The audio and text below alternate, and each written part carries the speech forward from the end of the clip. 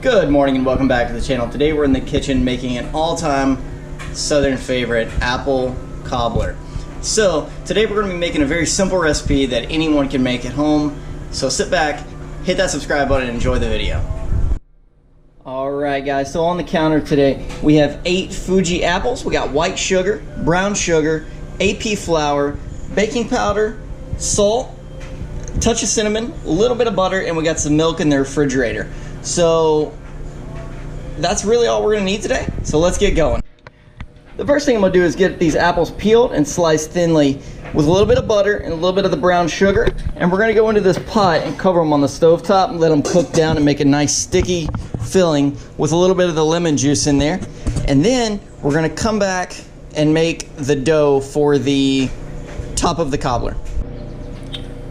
Alright, so as you can see here we have the apples that are all peeled, sliced, and over here we have about 3 tablespoons of AP flour that's mixed with a half a teaspoon of just finely ground cinnamon. So what we're going to do is we're just going to mix it together so that we get a nice even mixture, and then we're going to pour it in here and coat the apples with it. So we're going to do that so that we don't get any clumps of flour, and we're going to just hope that these soak up some of the juices that come out of the flour and make it nice and thick as opposed to just being watery, okay?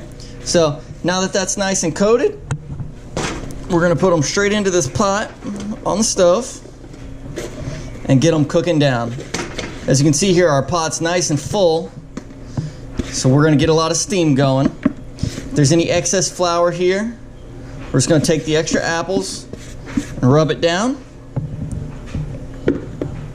And we're going to go on to medium heat. And we're going to add in 2/3 of a cup of brown sugar and about 3 tablespoons of butter.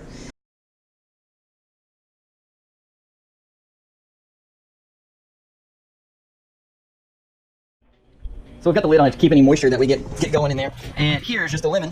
And I'm going to cut it in half and squeeze the juice directly into the pot. Give it a little bit of liquid to get it going and get a little bit of acid to help cut that buttery, sugary, super sweetness.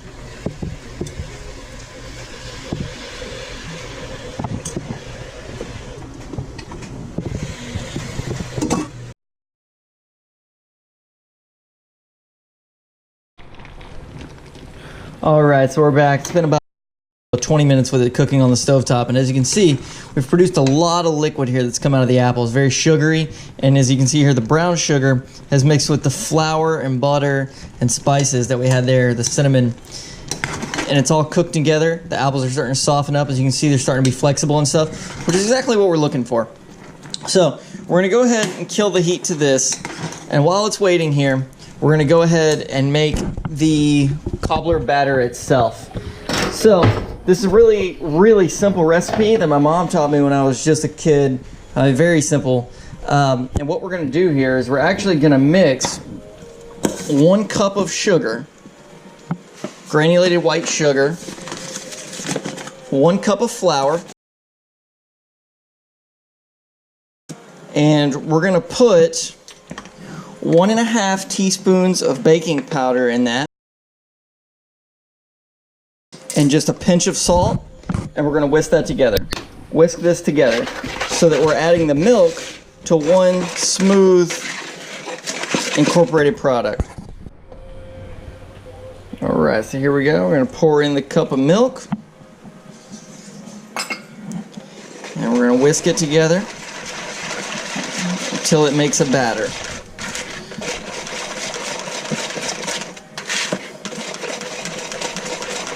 See here, it's starting to thicken up now that we're getting the rest of the flour incorporated.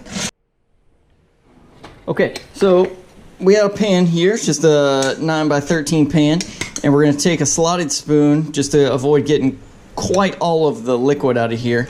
And we're going to set the apples over into the pan and get it nice and full here. You want to leave a little bit of room to make sure your crust has room to like spread out and then rise up, because it is going to rise a little bit.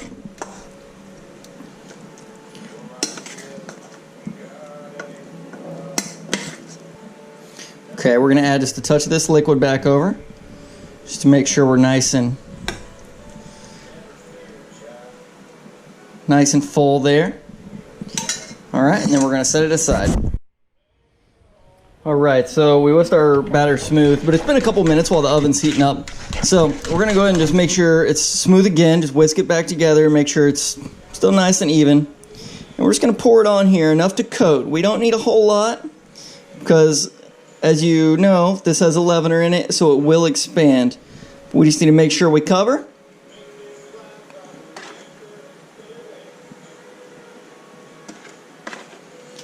All right, that should be good. And we're gonna go into a tray that I have set in the oven just in case it does overflow.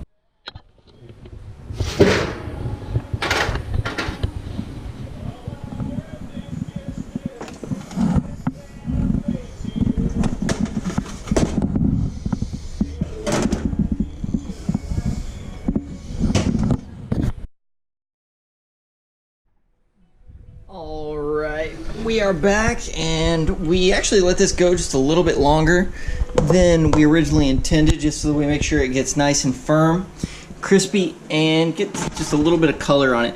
And it's a good thing we put it on the tray, because as you can see, a little bit creeped around the outside. But we have a nice firm top cobbler here. So there you go, the easiest apple cobbler you will ever make. So thanks for watching. Comment below and let me know how your apple cobbler turns out. Thank you very much. Have a good day.